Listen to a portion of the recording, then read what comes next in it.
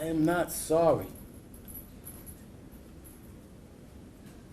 for something I didn't do, and I am not sorry for the things I did do. Mr. O'Neill, All right. listen, stop, All right. listen to me. I'm not You're not gonna raise your voice again.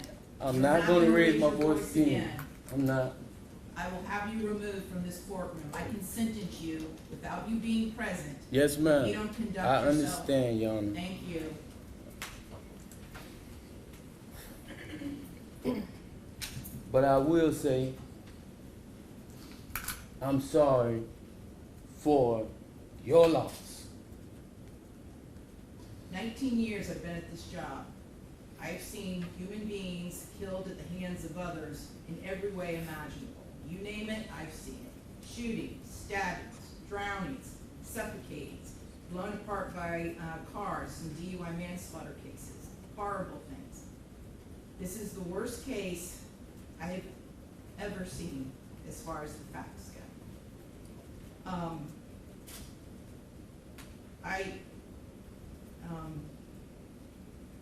When the person from fire department, when he testified, and when he said that he retrieved the body of Ronivia O'Neill from the home, and all he could do was sob.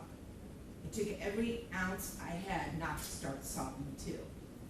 Because there is no way any person with any feeling could have witnessed or seen the photos of what occurred that night and not be haunted for the rest of your life.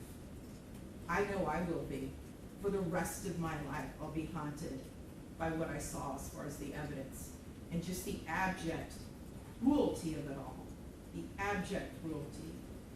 And I was aware, because I reviewed a lot of the discovery ahead of time, as you well know, did a lot of in-camera inspection of a lot of documents. And I was aware there was some evidence, at least, that when you needed to recover from your gunshot wound, that neither your parents nor your Aisha, Ms. Robinson, would let you come recover at their home. I don't know if it's true or not. Okay, I'm not gonna get into a dispute. I'm just mentioning there was some evidence referencing that in the records. And all I could think about, because I knew that Miss Barron was not with you romantically at the time. And I knew that she just out of the goodness of her heart let you come stay with her. And it is beyond tragic that that critical decision ended in so much horror for her and for her children. It is unspeakably cruel what happened as a result of that one decision. The way that Ms. Barron died was horrific, and that 911 call, which captured truly all of it. You heard, and everyone who's heard that 911 call heard a death scream. If anybody ever wants to know what it sounds like before a human being dies, knowing that their death is imminent, that's exactly what it is. That was a death scream. We're going to see if it's true. But what happened to little Ronivia and to little Ronnie, but I'm going to focus on Ronivia, because she was special. And you could tell Miss Barron had done everything she could to create a beautiful home for her family.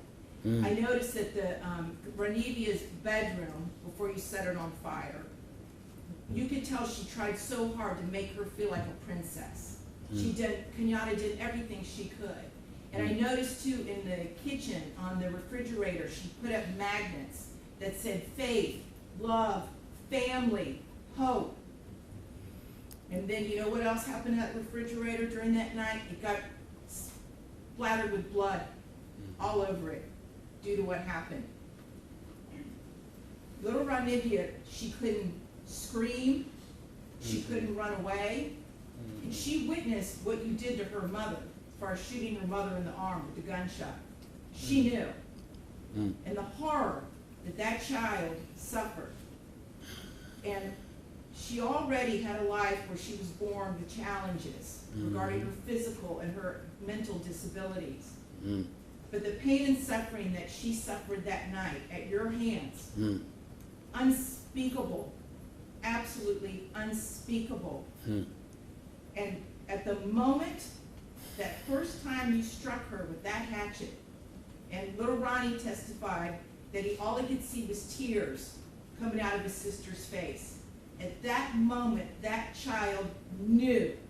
She knew she was being betrayed in the cruelest, most tragic and sorrowful way that a child could ever be betrayed. She was being betrayed by her parent, the one person that should be there to protect their children and love them and keep them from harm. And that was the last thing that child felt before she passed on from this earth, was your utter, cruel betrayal to her.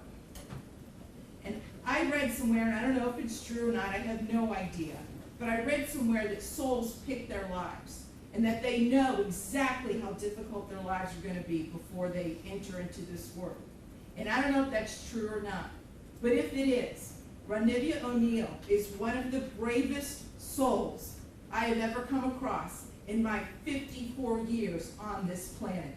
One of the bravest ever, ever, because she suffered so traumatically.